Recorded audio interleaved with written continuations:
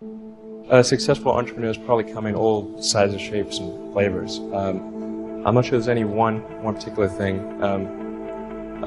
For me, some of the things I've described already, I think, are very important. I think really an obsessive nature with respect to the quality of the product is very important. So, being obsessive compulsive is a good thing in this context. Really liking what you do, whatever area that you get into. Given that, even if you're the best, there's always a chance of failure. So I think it's important that you really like whatever you're doing. If you don't like it, life is too short. I'd say, and also if you like what you're doing, you think about it even when you're not working. I mean, it's something that your mind is drawn to. And if you don't like it, you just really can't make it work, I think. Well, I think it's important to have a very to apply critical thinking to.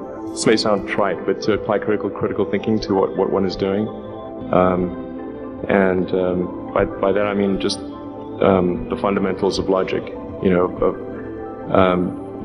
Do you have the right axioms? Are they relevant? And are you making the right conclusions based on those axioms? That's the essence of critical thinking, and yet it is amazing how often people fail to do that. I think wishful thinking is innate in the human brain. You want things to be the way you wish them to be, and so you tend to filter information that you shouldn't filter. That's the most common flaw that I see. If you want to do something really innovative, you have to apply a sort of first principles analysis. And don't reason by analogy. Analogies are referencing the past. First principles means you look at the most fundamental truths in a particular arena, and the things that really are almost indisputably correct, and you reason up from there to a conclusion. And if you see that conclusion is at odds with what people generally believe, then you have an opportunity. Now, you can't operate like that on all things because it takes too much mental horsepower. So most of your life you have to operate by reasoning by analogy.